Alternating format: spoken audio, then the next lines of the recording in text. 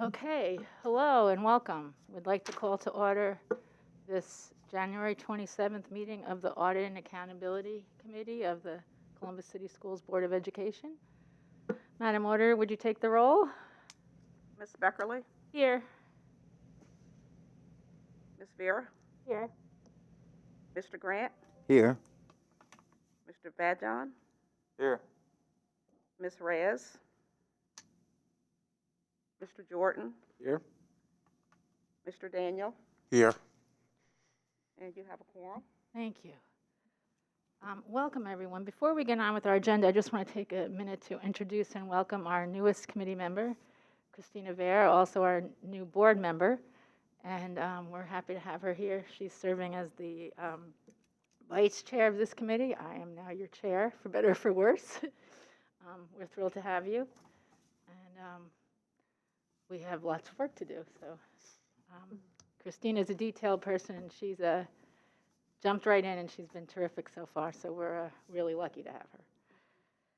Okay, the first item is committee operations. Let's approve the minutes from, approval of the minutes, yes, from last meeting. Can somebody move to approve last minutes? So moved. I'll second it. Okay. That's Mr. Jordan and Mr. Grant.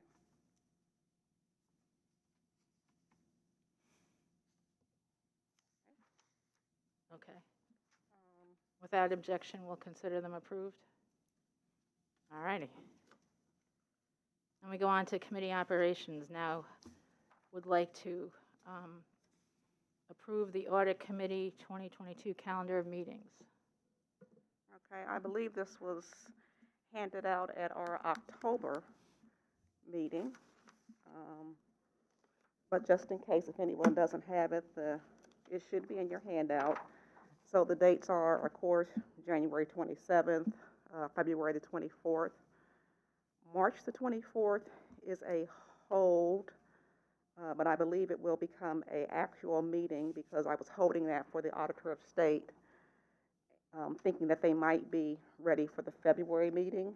But to the best of my knowledge, that is not going to be the case. So you can kind of remove that hold on March 24th and assume that's going to be a meeting. Next is May 26th, and then June 23rd. 2 meetings in September because we have, I believe, possibly 5 Thursdays or something like that. September the 1st, September the 29th, with our last meeting slated to be October the 27th. And just to note that all the meetings are scheduled at this location with no meetings in April, July, August, November, and December. Okay. Any discussion? Can I have a motion to approve the calendar? So moved. Second. Okay, without objection, is that calendar accepted? Yes, it is. Okay. Next on our agenda, I'm up. And I had said toward the end of last year that it was important that we updated you all on this whole process the board's been going to, that we refer to as the goals and guardrails or the student outcomes focused governance. And I went back and forth whether to give you more background information first and then talk about it, or to talk about it first. And I decided to go with the less info, a little more talking, and then as a follow-up to this meeting, I'll share some of the in-depth documents that explain this process, because it's pretty dense, but I think it's really, really wonderful. So these sort of inauspicious-looking goals and guardrails are the result of a good 18 months of work, during which the board went out to the community and had a very structured conversations, engagement with stakeholders, business leaders, community partners, some civic organizations, Big Brothers, Big Sisters, Kaleidoscope, like all different sorts of community organizations that interact or interface with our school board, our district. And then we also met with teachers and principals in each region and gathered basically what are we doing right, what are we doing wrong, what should our priorities be. And from that effort, combined with a lot of internal back and forth about how do we structure it so we can measure it, and the thought being is that the board reflects the vision and values of the community. And so we had to get that right, and then we have to set a 5-year plan and stick to it. And that's what this was about. And this is a very different way for our district to be operating, so it's very exciting. And we're doing it under the auspices of a student outcomes-focused governance model that is being implemented by the Council of Great City Schools. So it's really designed to improve outcomes for urban districts.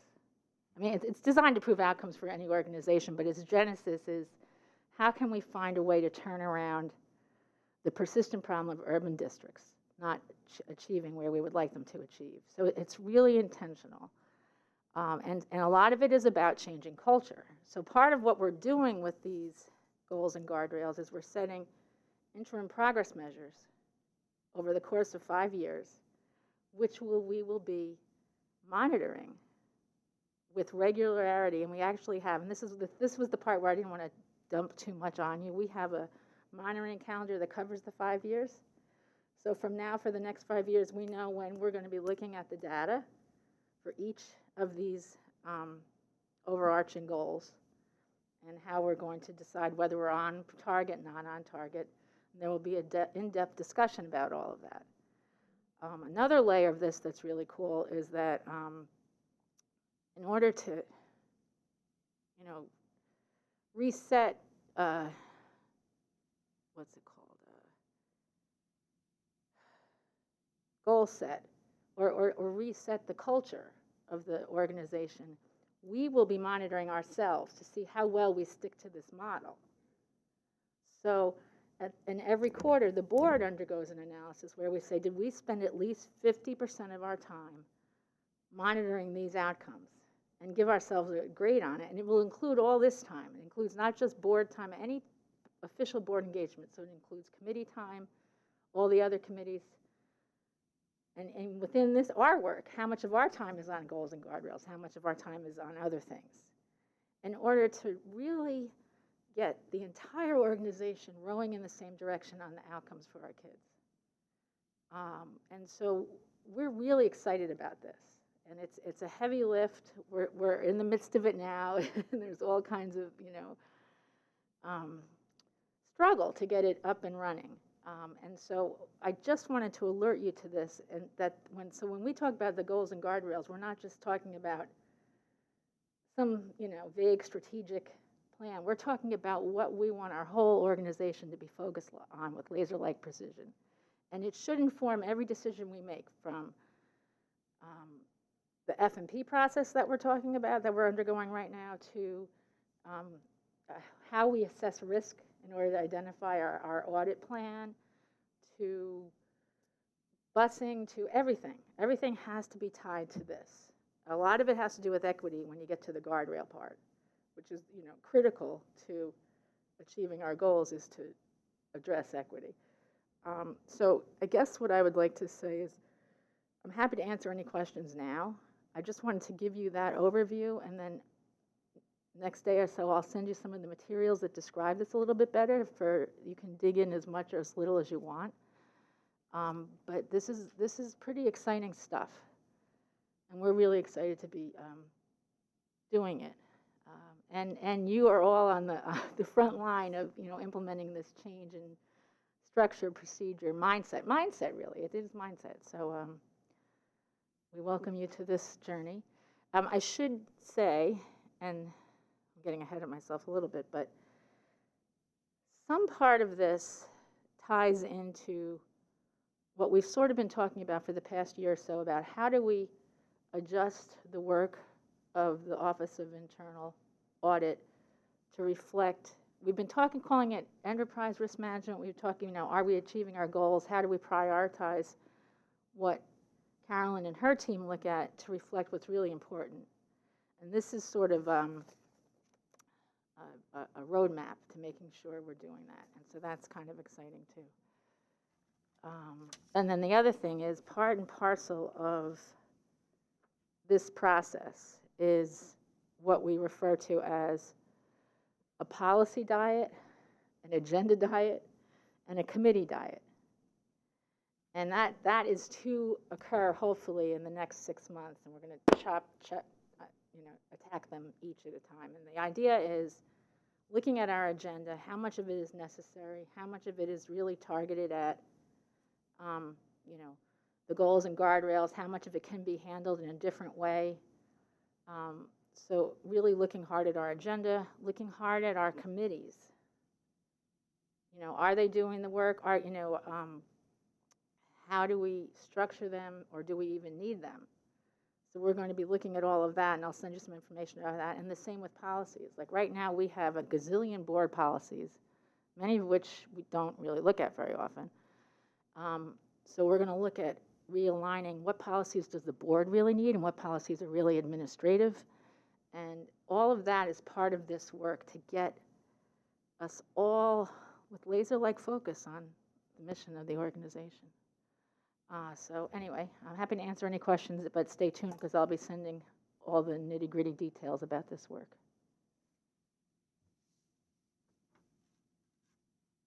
Anybody have anything? Okay.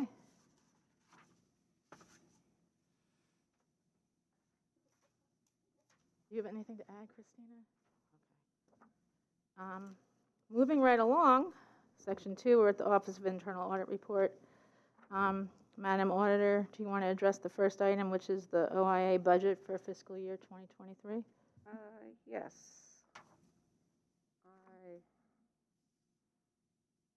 I'm looking, Mr. O'Connor, are you able to pull that up for me? If not, it's in their books. Okay. Very exciting stuff here. It is budget season, and Scott Gooding and the Treasurer's Office has been diligently working with all of the departments for us to put our budgets together to present to FAC. And I just wanted to share, I know it's an eye test, but you all do have this in your handouts. Just wanted to share what our budget looked like in 2022 and what we're proposing to go to FAC in 2023. And then after FAC does their vetting of the process and of the budgets, our budget will be rolled up into the entire district budget, and then that will go to the board at some future date. So as you can see, I really wasn't going to go line by line. Our total budget for FY22 was $195,000 non-personnel, $195,896. What we're proposing in 2023 is $201,000, and the biggest impact is the increase in FTEs. We've been fortunate enough to hire an IT auditor, and with the addition of staff comes the addition of just the common things: supplies, mileage, training, all those types of things. So as you can see, a lot of it is pretty close to what it was the year before. Not a lot of exciting stuff, not a lot of major changes here, but I did want to just bring this to the committee, so you'll know what we're going to be taking to FAC. If you do have any questions, any suggestions, I am more than happy to hear what those are. And it had to go to the superintendent for approval, yes, I think Tuesday, and then because of the timing, I wasn't able to get it to you all before that meeting, but there still might be time. If you see something glaring that you think I'm missing, then I could address. But other than that, I feel pretty confident with these numbers. And you don't have to approve anything. Carolyn, the only question I would have is, do you have zero budget for equipment for 2 years? Is that right? Let's see.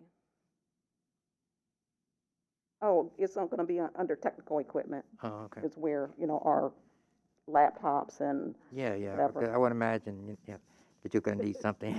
Yeah. Things It's change there. too rapidly. I guess just one question as well, Carolyn. Do you feel, given the personnel budget and the non-personnel budget, that you have sufficient resources to address the critical risks for the district in the upcoming fiscal year? I feel, well, I'm sorry, I didn't quite hear the question. Was it about Do you feel with the personnel and non-personnel costs that you have sufficient resources to address the critical risk for the district in the upcoming fiscal year? Yes, if you'll see line 410, I'm going to say that right now. That 110,000 is for us to outsource anything that comes up that we feel that, you know, we might not have the manpower or the technical skill to address. Then that's where I pull from to address, you know, any unforeseen or emerging risk that might happen, that might pop up. Great. And in the past, that's been enough. Great. Thank you. Of course, Mr. Gordon raises an overall question, which is, what is the critical risk? 'Cause some nights I can lie up at night and think there's not enough resources, period. Yeah, well, it changes, and I think that's the part of having a dynamic risk assessment process, that things will ebb and flow, and the resources should be fluid to move where we think the resources should be spent. Would agree. Right, okay. Next up is the report that you all have been asking for some time. Mr. O'Connor is going to walk us through this. And this is the a schedule of what's happening with the prior recommendations from previous audits, and a aging schedule that will show you how long issues have been, you know, outstanding from the time that the original recommendations were made. So I will turn it over to Mr. O'Connor, the Executive Director of Internal Audit.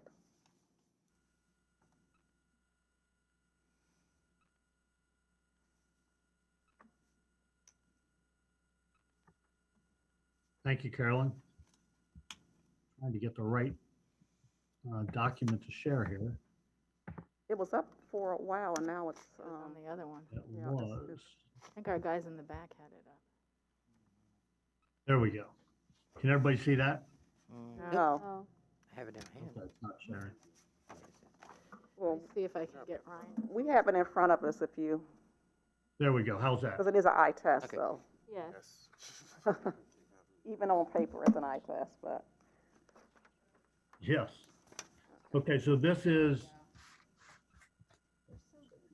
our aging report, and you will see 3 boxes here.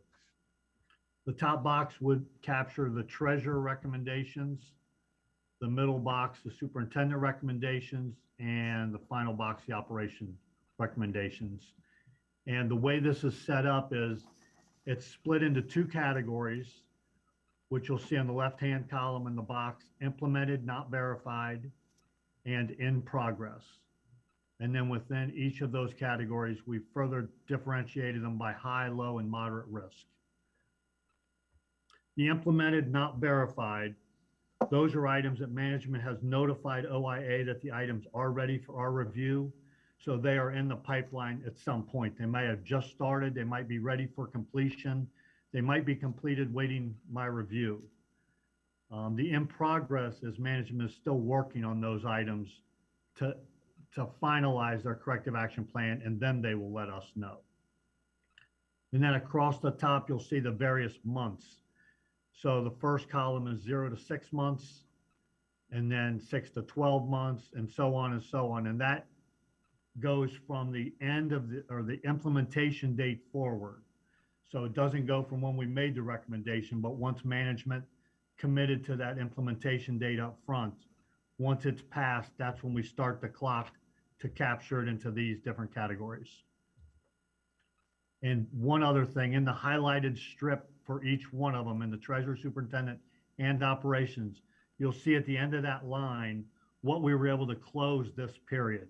So for example, the treasurer, we were able to close 20 of the recommendations, and 12 of those were high risk, 5 of those were moderate risk, and 3 were low risk. Okay, where, can you help me out? I'm having trouble finding that 20. Oh, right up in the top, if you look at where the I highlighted, see, it's in the highlight, got it, all right. correct. And I did that for each one of them so you can know that the progress that was made for the period between October and December of last year, 2021.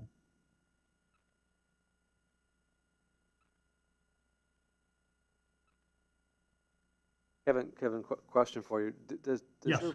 Does your policy for the office have a time frame by which you have to complete verification once management notifies you that the issue has been mitigated? For example, 60 days, 90 days, 30 days? It does not. So generally, it might take how long, just conceptually? Probably 45 to 60 days to get that scheduled and worked into an assignment. Okay, thank you. Sure. Hey, Kevin, just as a follow-up to that question, because I know Sure. you got it broken out between implemented and in progress. I mean, implemented, not verified. Are there any implemented that have been verified? I mean, I just would expect to have that category in there Yes, too.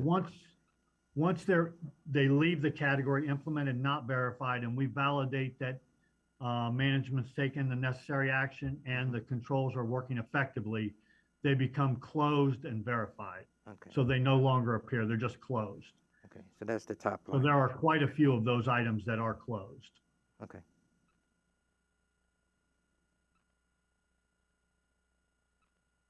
Any other questions from anybody regarding this? No, I guess just an observation that we might have touched on this in a prior meeting, that I look at something that's 36 months old, maybe even 24, and by de facto, you've assumed the risk in the business until it gets mitigated. So I think it's up to management and the board to decide, you know, at what length of time are we comfortable with leaving risk outstanding? Maybe not the lows, but the highs certainly is something that I think should be considered. And I think maybe that is something to consider in our process, because it may very well be because it's a risk that should be assumed. You know, I mean, because, and that's something that I think culturally we need to start thinking in those terms. Yeah, cost-benefit analysis, the Right. materiality, does it really impact the students? Is it something, I mean, that's different questions given the revised goals of the district. Right, Right. materiality, and does it, you know, where does it tie into the goals and guardrails? Because it, you know, and it sort of gets back to the other thing we've talked about, but I don't think we've actually nailed down, is how do we assign risk? You know, or how do we assess the risk in terms of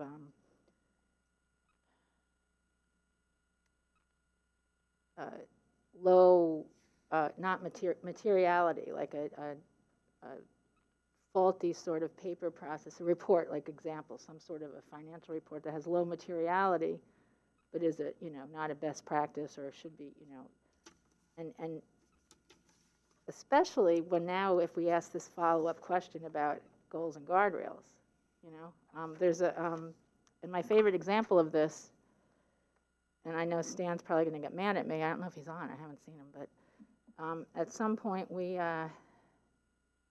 this is when I was still in the classroom, at some point we decided that we couldn't accept cash from families. I was in elementary school, because of the requirements to not have cash overnight for too many days in a building, or something along those lines. And it was a state finding, I think. Right, right. And if we looked at it through this lens, there's kind of some issues with it when, you know, an elementary kid shows up with $3.50 for his class trip, and we say, sorry, we can't take it. There's like a culture problem there. There's all kinds of things. And then, somebody else told me that they're like, the person in the high school accepts money for the prom, you know, and a lot of families pay with cash. So, like, you know, maybe that's a risk we would assume and consciously assume it, because the culture of our families require us to respect their situation in terms of their cash flow and how they. So I think that's still percolating around here, and I think we have to figure out how to kind of at least keep that in mind as we're starting to think about this and this sort of culture change. I think the key word is consciously. You know, it has to. The key word for me is consciously. It has to be something that, Yes. you know, we Oh, have, absolutely. we have definitely decided that, okay, our policy is, you know, not to accept cash, but we're not going to not allow, you know, the child to go to the prom or to miss a field trip or something because Might that's be all some that other- their parents have. I mean, it's very similar to a while ago, we had to make a decision about, you know, our outstanding, outstanding debt regarding lunch, you know, Oh, lunch right, money. right. You know, do we follow, okay, you don't have the money, so you don't eat, or do we, okay, you don't have the money, we're still going to feed the student. Sure. So, yeah, it has to be, I agree, it needs to be a conscious decision. In regards to materiality, I always view materiality as more of an audit convention to kind of guide the auditors as far as, you know, we're not going, because this is immaterial in relation to some overall dollar. Huge number. Yeah. For me, it's always been hard to try to assign materiality to controls and to fraud risk and to those things that internal audit does. I agree, they're definitely, I want to look at these and align them to this. I mean, we have a big chunk of our budget committed to goals and guardrails. And I do believe, you know, if it's a medium risk, it's been outstanding for whatever that threshold is, it's not moving us forward on the priorities. Okay, what do we do with that? Do we keep hounding, you know, to get this done, or do we say, okay, management has accepted that risk, but then how do we? What's the structure of the decision? Correct. Right. And, Correct. and perhaps we should have a point where we have the findings. So you're not deciding materiality ahead of time, and you're not deciding alignment to goals and guardrails ahead of time, but at the point in time you find it, and if the stakeholder, the process holder says it's not material or it's not, you know, we hear that out We're then. Like, accepting should the there be a risk. moment in the process that, you know, we think we should accept this risk because the amount of time it's going to take us to fix this is not worth the benefit? Do we need another step in our process? I'm getting a kind of nod. Do we Yeah, need to well, give some thought to welcome that? other feedback as well. I think what you see in practice is a Yes. disclosure of the assumptions of the risk by function, by unit, by level, and yeah, and I would submit that the risk changes over time. So something identified 2 or 3 years ago may not be as material today with it. And the other suggestion I would raise would be, you do see movement that of low issues, however an organization defines them, that testing or mediation testing is not done. You inquire of management and you have to trust them. But if you find it a second time, it becomes a repeat finding, which raises a different level. So again, just ways that, because there's a lot of hours baked into here Yeah. to validate. Yeah, and we're following those optimal practices and seeing, you know, what will apply to this organization. But, you know, I know this has been something that the committee has been asking us for. Great. And it kind of took us a while. We kept saying it's That's coming, good. it's coming, it's coming, it's coming. What we're You know, it's here. We have fed this into our automated auditing system, so it's not as labor intense as it used to be to try to generate something like this. But I wholeheartedly agree, you know, with if it's been outstanding for such amount of time, then by, even though not declaring it, you know, that risk has been accepted. But I agree, there needs to be, you know, a form of a process that we go through. Yeah, no, I echo that because that's what I was essentially thinking when you look at 36 months plus. You know, it's like, what is our check-in process, and at what point do we, as you mentioned, are we assuming that liability or that risk and then moving on? But essentially also having to really kind of work with stakeholders to say, listen, we've gone through the efforts of identifying these high priority or, you know, medium to low priority risk. We have to work together to really implement strategies to fix this or to combat that, instead of allowing it to go for such an extended period of time. So just, you know, I think just adding a process or looking at a process to say, okay, these are our findings, but we really shouldn't be, I don't know, it depends on the department, but to have this many kind of crossover into 36 months, I mean, that's something we have to be cognizant of really making sure that we're holding our stakeholders accountable to making sure that we're making the necessary changes. And they may very well say, you know, have a good story as to why it hasn't happened.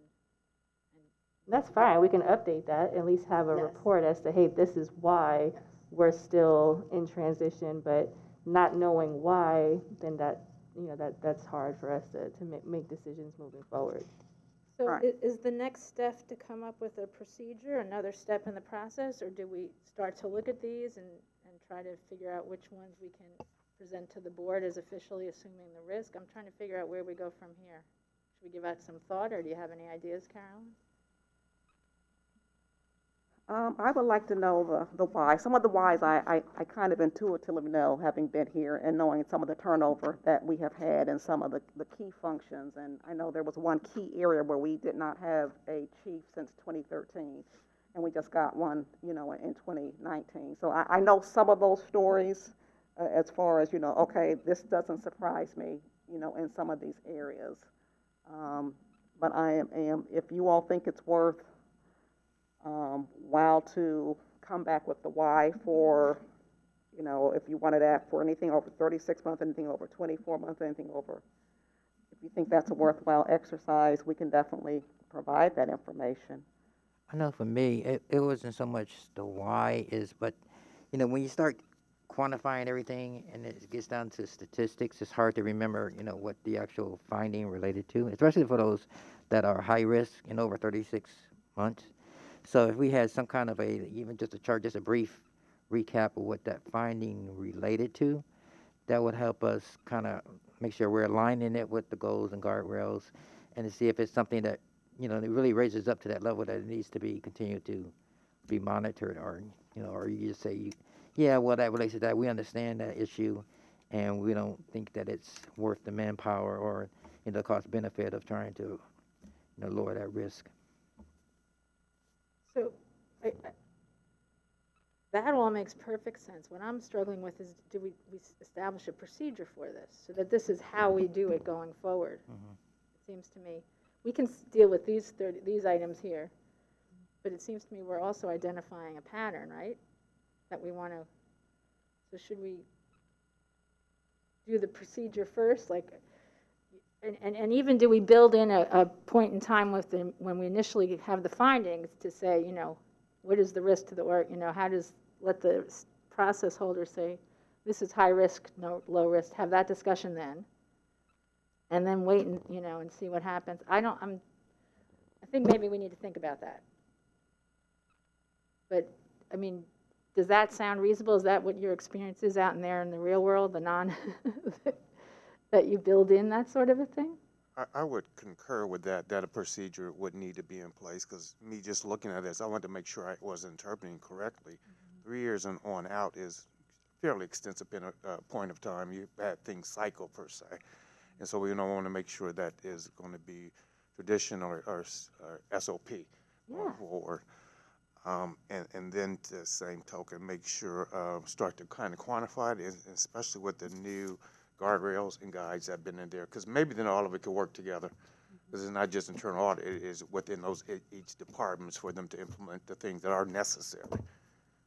So remember, this was done well before, you know. Right, and that's what I'm sure. saying, so Oh, like yeah, mix yeah. them, Oh, yeah, mix there's them no at reason this to point in think time, otherwise. yeah, that's what I'm saying, look to mix them at this point in time, make sure the goal is parallel in regards to what you want to see, because from an audit and county standpoint, that kind of spikes one's interest. I was going to say something before Greg's, because that's a long time out. Yeah, and I would submit that if it's 36 months, then it's probably really not a high risk. It probably really isn't.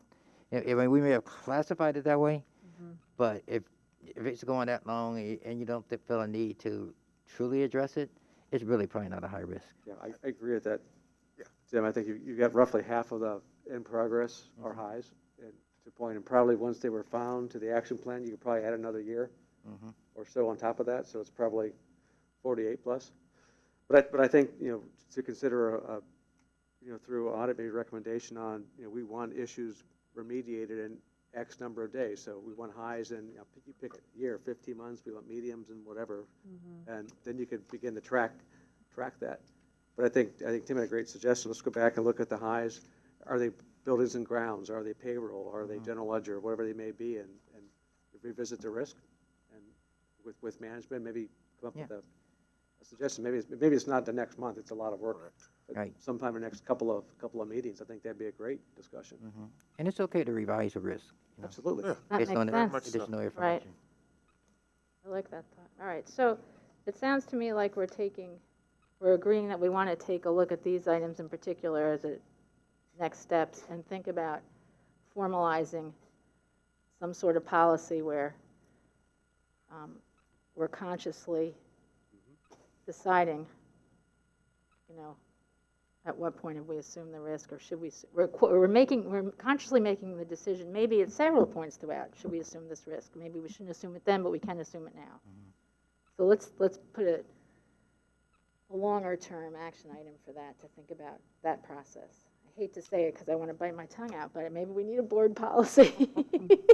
Or even just creating some level of a deadline, as, you know, committee member Jordan mentioned, depending on the level of risk, you know, do we have a time frame that we really need to bring attention to this particular item by a certain deadline? Even if we have to move it a little bit, at least we have something that we're striving and holding our stakeholders to ensure that we are being cognizant of the time that's passing once these reports are submitted. And actually, that raises the question. I think Kevin said this is 36 months past the commitment date. Does that mean the date they committed to have it completed? Correct. So there was a deadline. So how are we how are we Enforcing. enforcing that? How are we checking in on that? Like, once the report is given and they're saying, okay, we'll have it done in this time frame, then who circles back to really make sure, like a check-in point of some sort, or at least a reporting of some sort? Right. That could be part of the procedure, or the policy, rather. All right. Anything else, anyone? Thank you. It was a really good discussion. And just be aware, this is our first time presenting this, so Much so. it will evolve over. We understand. Every new data point brings questions. So no, we've been asking this for a while. This is great work by the team. Yes, thank you. Thank you, team. Thank you, Kevin. And then, Ms. Beckerly, I have just a couple other documents here as part of the follow-up. So we had the aging schedule and the follow-up as part of this presentation. So I've shared my screen with the follow-ups, and this is just a breakdown of the information outside of the table, just it might be a little more easily read. So for implemented, not verified, by number of comments, here's the treasurer, superintendent, and operations in the blue. And I put the total number out there in the margin. And then down below, it's implemented, not verified by risk rating. So each one of them stacked on top of each other. The red is the high risk, yellow is moderate, and green is the low risk. So the first page is all implemented, not verified. And then if we scroll down to the next page, these are all the ones that are in progress. So just to give you a different report on this stuff. And again, as Carolyn was saying, this is our first time really presenting it. So if you see something you like, let us know. If you think there's a better way to communicate it, let us know. We're open to all suggestions you may have. So are there any questions on these two pages? No, and I actually thought it was really, I thought the report was great in terms of being able to understand it and digest it. So thank you for that, because that, it's all worth, the pictures, the good. charts are worth 1,000 words. So thank you. Kevin, how many hours are in your plan to validate issues? Just ballpark? Oh, my guess would be about 750. I was gonna say, you have 70 outstanding Sure. roughly, and 10 a day apiece or so. So yeah, you've got. Yep. About half an FTE. Say that sentence again? About a half an FTE for the year will be validating issues. Yeah. Okay. All righty, thank you. Good way to think about it. Thanks, yeah. Thank you, All right. Kevin. Thanks. Thanks, Kevin. Sure. This next item, there's no document for you all to see. It's just a process that my office goes through once a year. One of the key cornerstones to an effective internal audit office is their independence and their, whether it's at the auditor level or the organizational structure level. And I always, once a year go over with the board what the IIA, let me back up, what's the Institute of Internal Auditors definition of structural independence is, and they have certain I'm going to categories, for lack of a better word, that meet that definition. And I always affirm that, the way that my office is set up meets that definition. In order to get to that, I have all my staff once a year look at all their relationships with the district offices and the personnel, and just to see, okay, do you have any conflict that we need to be aware that you need to present to me and let me know about? They take this serious. They sign a statement that there are no conflicts. One person does have a relative who works in another department. He discloses that, and we deal with that on a yearly basis. And we also, for each engagement, we do something not quite as elaborate, but we also verify that, you're independent to the engagement that you're about to undertake. So once a year, because we go through that, I just come and let this committee know that we've done that. I've gotten all the statements. Anything that needs to be addressed has been addressed, and we are independent to the jobs that we do. Thank you. Okay.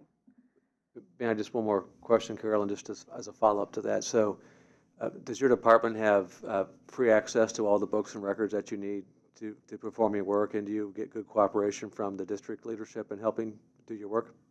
Yes, and if I feel like I don't, I have, communicated to the chair. Great, thank you. Because I was going to ask a similar question, and just to make sure that you felt that you had the, not just authority, but the cooperation to get everything done that you need to get done, that you don't feel like in any instance that you're being compromised in terms of the work that you're trying to get done. Correct. Okay. And like I said, if I do, I know who to call. Okay. Thank you for asking those questions, Joan. Mr. O'Connor, I think it's up to you again for our typical dashboard. And as we said, you will see this as part of the dashboard in the future. Okay. Okay, can everybody see the dashboard?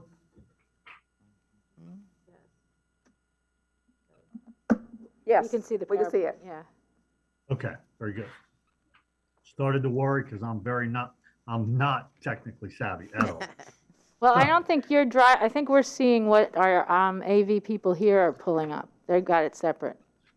Okay, So I think if you Very say good. next slide, they'll go to the next slide for us. all righty. I will start on page 3. This is a reflective of all the fiscal year 22 audits and projects. And I know we had a comment at the last meeting to try and put in the audit names for each bar graph, but I would just completely obliterate this whole slide. So what I did was the first box there says audits. If you go to page 5, that will coincide with what's reported in this audits box.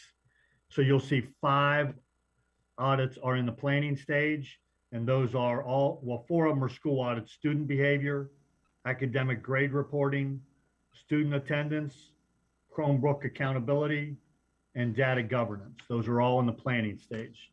3 are in process.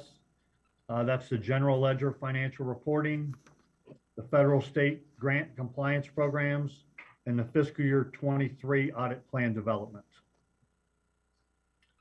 And if we go to the next box, the follow-up box, that would coincide with the information reported on page 6. And again, we have 1 in the planning stage. That's a position control follow-up. We have 3 in progress. That's revenue and accounts receivable, fleet services, and transportation. And then we have 2 that are completed. and the report has been issued. The investment management and buildings and grounds work orders. And then the final box on the right there, the projects. Again, that'll coincide with page 7. And the first one there is in the planning. We have one in the planning stage. That's WCBE audit report monitoring, which is coming up later as an agenda item. We have 3 in progress. That's the Council of Great City Schools HR follow-up, the Council of Great City Schools transportation follow-up, and the mid-year risk assessment update. And then we have 2 that are completed, the OIA operating procedures manual and the disaster recovery and COOP report. So that takes care of up through page 7. Page 8, 9, and 10 are the same information in chevron format. So pages 8, 9, and 10. Just different ways of looking at the same information. So page 11, we have additions to the annual audit plan. We're proposing to add the mid-year risk assessment as an audit job. We always put that in as an audit project to begin with. And as we do our mid-year risk assessment, if nothing really pops out, it remains a project. But this year we had 9 items that probably need to have us go in and just look at that risk to determine if it needs to be a bigger job or if we can mitigate that through conversation and testing some of the controls. So there are no deletions, no adjustments. That'll get us to page 12. Page 12, the outstanding recommendations update. Normally what we had just discussed as far as an aging schedule and follow-up would appear in this section of the report. But since we already did that, we did not include that. The only page we have here on slide 13 is internal audit follow-ups on outstanding and overdue issues quarterly. And these are the external audit recommendations. We'll put those out there. Then we'll go to the activity for the current month, which is slide 15. And these are the professional development activities or events we attended from October through December of last year to enhance our skill set and our knowledge. Then page 16 is, again, just some miscellaneous stuff, advising, consulting services. These are consulting jobs that management has discussed with us, and they're in various stages. So you see the customer call center process. That's in a discussion stage. We're still working with people to finalize the objective of that consult. Also, we have district group participation. We have representation at all the FMP committee meetings. And Terry feeds us with information as it's brought out at those meetings. And then if we go to page 18, that's going to be our update on procedure and strategy. The first one, as Carolyn was talking about, the annual independent statements have been completed by all OIA staff. Impairments have been noted. Just the one impairment that she discussed was noted. Everybody else has no impairments. Each OIA staff member received the appropriate number of continuing professional education hours to comply with our procedure manual and any professional certification requirements needed to maintain those certifications. And actually, last year we averaged 53 hours per person, which is pretty good. And the final thing on this page is the OIA staff competency progression framework has been finalized and included in the OIA operating procedure manual that was previously discussed at a committee meeting. And then the final page is page 20, and that is just a list of our table of organization, department personnel positions, and our non-personnel budget for 21 and 22. And we went over the proposed 23 earlier in the meeting. So that concludes that presentation. I'd be glad to take any questions if anybody has any. Nothing specific to this, but I just was wondering, the CARES Act funding has been a major issue for a lot of entities. Is there any issues within the district that you're running into with compliance or, making sure people are staying in, or organizations staying in compliance with that? Mr. Grant, That's CARES Act. management reached out to us early on in that process, and Harold Saunders has been working with management to make sure we're abreast of what's going on, if they have questions, to help guide them. And we have 2 items in the mid-year risk assessment specific to the pandemic funding. Thanks, Kevin. So we have not run into any problems at this point. Okay. So follow up, Kevin, so that might be an ad we may see coming forward in the future as an advisory project overseeing the CARES Act requirements?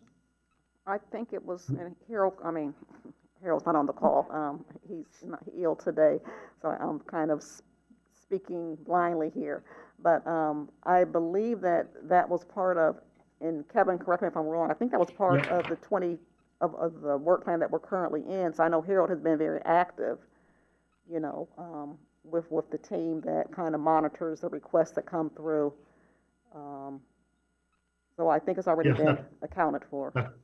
You're right, Carolyn. It's job number 8 on I page saw, yeah, 5. Federal and state grant. It's federal and state grant compliance programs, and that, Okay. Yep. There you go. I mean, I would imagine the district is, used to that. I mean, other organizations that this was new to them, even for-profit organizations, that became a big issue for them because they weren't in the process of, or in the practice of trying to make, document compliance with all that requirements. So, just wanted to, just check on. Yeah, I think that yes, thank you. the compliance part, tracking the grants and that sort of thing, you're correct, Mr. Grant, but the definitional thing has us all a little bit like, does this count, doesn't this Yep. count? Like, Yeah, it's right. all brand new, and Right. it's the wild, wild west a little bit. Yeah, it is. But it's really good that we have Harold embedded in that process. That's wonderful. And All again, right. it's a great credit to management because management did reach out Yeah. That's good. initially with that. So that's perfect. Right. That's what you want to have. Dan, Yes. there you go. I was going to say that you want to say something on this topic. Yeah, I just wanted to,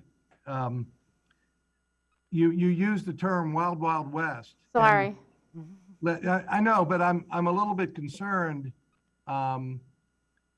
We have an office within Talisa's area overseen by Catherine Mosier, and she has grant specialists that, review the all grants in addition to the new money you're talking about from the ESSER funding and those requirements.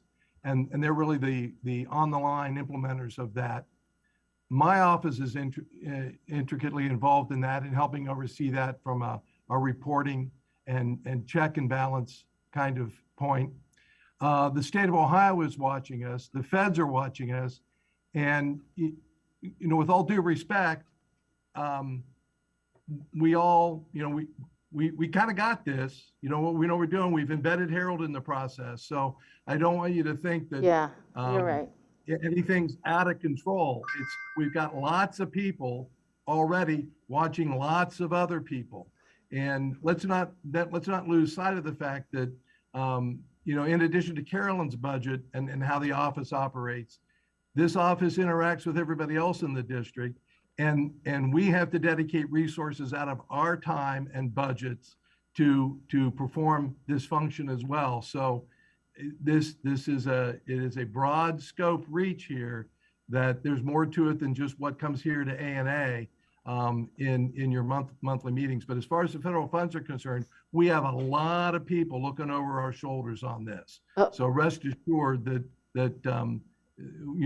we're crossing the T's and dotting the I's. No, Just wanted I entirely misspoke in that sense, and I really didn't mean about us in particular. I meant this is all new for everyone, this kind of, spending at the federal government level, and Right. everybody's figuring it out. And I did not mean to suggest that it was unique to us. I just meant more that the Right. whole country is, doing this differently. Right. Well, So I apologize, Stan, if that sounded like that was, because I think, I couldn't agree more. I think Stan's right. We're looking at this really carefully and being very intentional about it. yeah, and I think Stan raised another interesting angle to it, though, that at some point, the district only has so many resources, and how much money do you want to spend having the checkers check the checkers? Right. And I think that's a valid question. I think many companies are asking that question. It's just difficult. Yeah.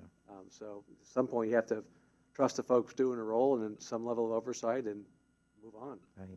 And in places like the district here, you already had the structure in place to be able Yeah, to yeah, maintain compliance. But like for the for-profit world, when they're getting that kind of money, PPP and they've loans, never had to yeah, do that, yeah. you know, And the then smaller and they got it districts. ahead of time, and then they say you got to comply with it. So Right. that makes it much more difficult. Kevin, just one quick question, and we can talk about it at a future meeting too. I'd be curious just on the structure of your QAIP program, how it works. And for example, when you're doing work, does Carolyn perform a secondary review from the QAIP of your work? So again, I can address that. that'd be great. Actually, I don't see, okay, I'm not gonna actually, Kevin Sankowski, I can address that. Every year, Kevin Sankowski, who's pretty much removed from, the internal audit portion of our office, serves as our QAIP, person, and he, follows Pulls the sample, does all the work. Right. PPP. And then he'll issue a report, and that report will come to this committee, at a future date. Great, thank you. Okay, Great progress on that too, by the way. That's been a good change over the years. thank you. Okay, I have a couple of questions about the audit plan. Or really, it's more about what these audits are covering. Like, so the student behavior, that top one on the engagement, are we, what's the audit, the scope of that audit? all right, I'm going to look to either Mr. O'Connor, Yep, the scope that is of. me. That's why they're all in the planning stage right now, Ms. Beckerly. Okay, They popped out on the risk assessment, each one of those areas. So I don't have that at my fingertips, but oh, okay, there were initial risks that caused those to pop out. And we're driving our planning around those risks. And what we're doing is we wanted to wait until we got a couple quarters into the year so we can audit current year information and provide a benefit to management to possibly, if we find any issues, they can correct those before the end of the year. so these top 4 there are things that came up during your interviews with the, It came up last year okay, during the risk assessment. all right. All right, thank you. Certainly. And then I saw transportation in here. So the 16, item 16 is transportation, that's in progress. And then there's the transportation audit, and then there's fleet services. Are they're all separate engagements? Correct, yes. The follow-ups listed on page 6 are specific to prior audit reports that had been presented. Okay, So when you got see it. fleet services, there was a specific audit report, fleet Sure. services, same with transportation. And so then where are the, okay, and so then if I look at advisory consulting on 16, that transportation is different. That That's was correct. the, That's a from consulting the engagement. superintendent, and, okay, got it. All right, That's correct. I think I Yes. understand now. Okay. Any other questions? All right, thank you, everybody. Thank you. Okay, item 3, WCBE monitoring. Okay, we have Mr. Mike Haskins from, and you have to correct me, is it right? CPA? HWA Alliance. Okay. And we have Mr. Haskins has been the lead on the WCBE audit engagement for quite some time, and we asked him to come and go over the I get my years mixed up, the audit that was just completed. So I'll go ahead and turn it over to you. Okay. And we do have All a right. copy of the report in our files. Okay. Yeah, so the report was for the year ended June 30, 2021. If you turn to page 1, it says independent auditors report. This is an unmodified opinion, which means we no exceptions to the financial statements as of June 30, 2021. And then we show comparatives for the prior year, should you want to make that comparison. But for the current year, on page 3, the statement of financial position, you had total assets of about 261,000. Your total liabilities were about 231,000, and then your net assets or net worth was about 30,000. Page 4 is the statement of activities. Unlike the previous page, that was at a specific point in time, where this is for the year ended June 30, 2021. You had total revenues from all sources of 1,687,000. The total expenditures was 1,675,000, and then the change in net assets was about 12,000. And when we add that change onto the net assets coming out of the prior year of 18,000, we get the 30,000 end of year net assets. The next page, page 5, is just the prior year, should you want to make that comparison. Page 6 is the statement of cash flows. This shows your sources and uses of cash during the year, and your cash position went up by $23,000. This shows how that increase in cash came about. Page 7 is the statement of functional expenditures. Across the top of the page, it shows your programs as well as your administrative and general to run those programs. And then down the left side of the page is the expense categories. So for programs, you had about $1.5 million. The administrative and general was about 196,000. And then the sum of those two numbers is the 1.7 million.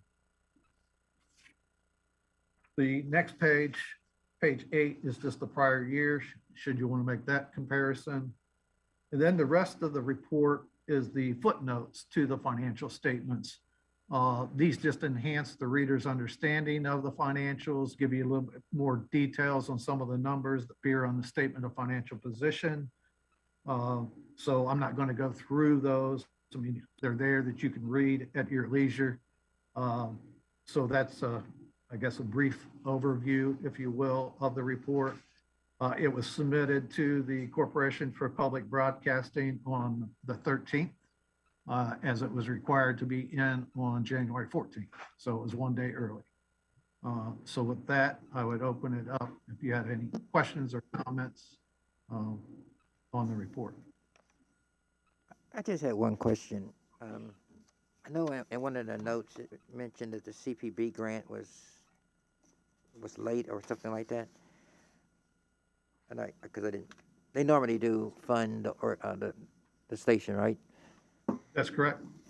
But it did not come in as of June 30, so therefore it could not be accounted for until the next year, Okay. which will be 22, FY 22. Okay.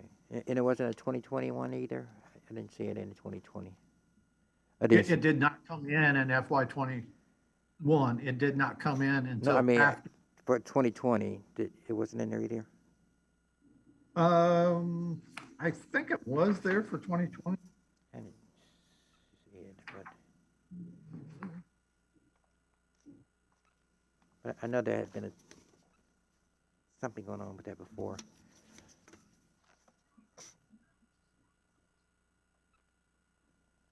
I'm almost positive it was there in the prior year. Okay. Maybe it's lumped in with the donations or something. Yeah, that was my only question. I didn't see the CPB.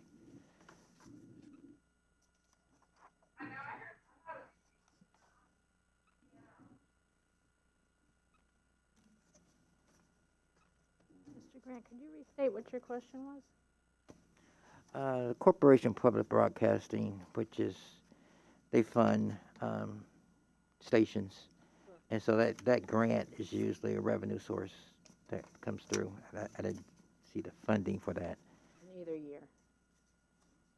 No, I think it is. I mean, I think it's buried in one of the numbers. Yeah. But I know for a fact it is not there for FY 21, and that's why the footnote is there. Okay.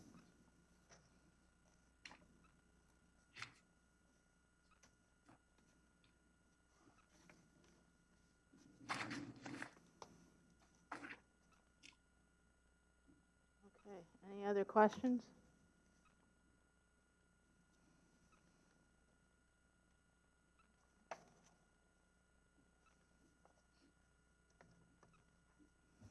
All right, well, thank you so much, and thank you for your patience. I know we took a while to get to your Yes, place on the yes. agenda. Yep, okay, thank you. Thank you. Thank you. Bye-bye. Bye-bye.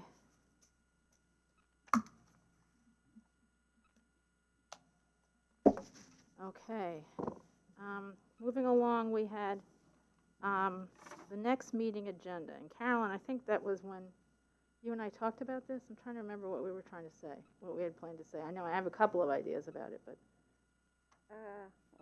Good, took better notes.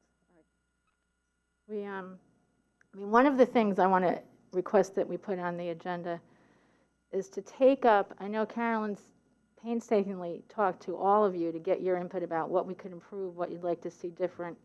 And I'd like to make that an agenda item last time so we talk about it. There's lots of good input. When Carolyn and I met and went over this, and she hadn't quite spoken to everyone yet. Yeah, I still have a few more, but we'll be between now and the next Right. meeting. So.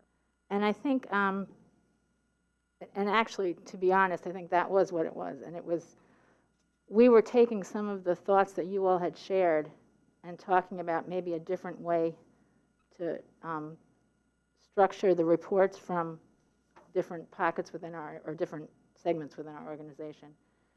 And I think probably it's even more of a greater conversation about all of your thoughts. Does that sound right? Mm-hmm, right. The other thing that I was hoping maybe we could put on the next agenda to figure out some next steps on is at our last board meeting, Kevin, I think, Kevin presented the first line, second line, Oh, right. and I think that there was some interest on the board to start thinking about this a little bit more. So I think maybe if we kind of refine our thoughts and next steps about that sort of management structure and where to go from here and how it relates, since we started to run with it, I think we should probably try to keep running with it. Yeah, I think it was the same 3 lines of, presentation that. We had. Yeah, And we at did my it request, I said, let's bring this to the board proper and start talking about this organizationally. So I think we've gotten a little bit of traction on that. The board president was especially intrigued, so let's see if we can figure out how to, next steps on that or how to approach it. Yeah, I think it'd be really interesting to see what are the second lines in the district, and how do you feel about the second lines, and is there a point where you should think about how do we move toward reliance on the second lines, and it'd be an interesting conversation over time. I mean, that could be an audit. Yeah. So that was kind of what I was thinking. So I'd like to have that on our agenda next time to talk about how to maybe move forward with a shift in how we approach risk.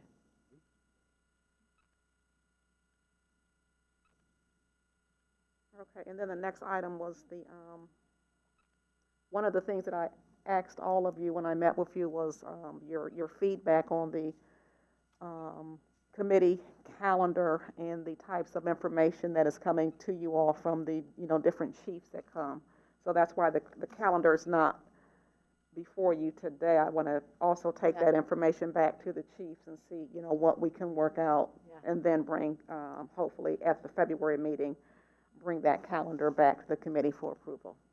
Well, or maybe even, or be tentative based on, because I think some of the conversation might be about adjusting what our request is, that how those reports be structured. Mm-hmm. So, I could see we might even have to put a hold on that until we figure out what we really want to ask of the organization when they come to give us their reports. Okay. Christina, do you have anything else? Anybody have anything else? Oh. If I could be so inclined, just Sure. Shouldn't have the coffee before I left the office. Just 2 thoughts. It's conceptual questions. One would be, as the board moves down with the long-term vision, and Carolyn, how your team's going to support that. I'd imagine that there'll be KPIs and or KRIs that you'll be asked to review. Does the data support those metrics? And at some point, I think it'd be good for us to understand what your role is in making sure that the organization stays within its boundaries and how they're moving forward. We talked about this about a year ago, I think. Yeah, we have talked about, for the most part, my office being involved in the data governance of the, Exactly. yeah, of the accuracy of the data that's coming, that they're going to be making these decisions on. Good. The other one I think about, emerging risk, and we've seen the district have challenges with transportation and substitute teachers, and there's probably something there as an emerging risk. Is there a role for your department to work with others on? Is there a postmortem? What can we do differently? What lessons have we learned? So I just throw that out as something to think about.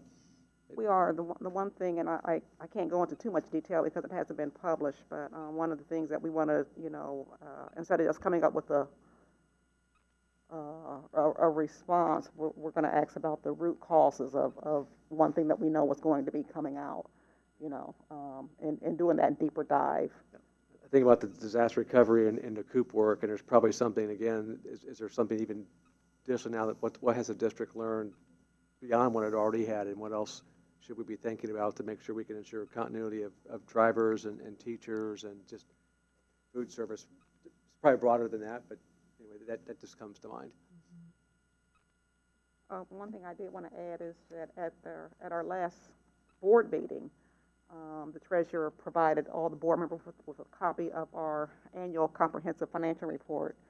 So that is available online, and I will send you all the link if anybody wants to peruse through that. And then, of course, we're still waiting for the Auditor of State to finish the last of their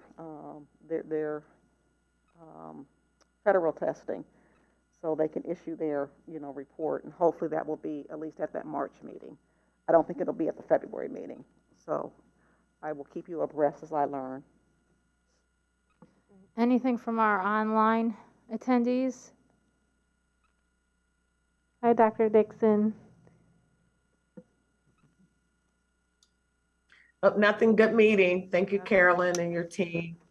Lots of information. I'm not sure why the screen is coming up doubled, but lots of information.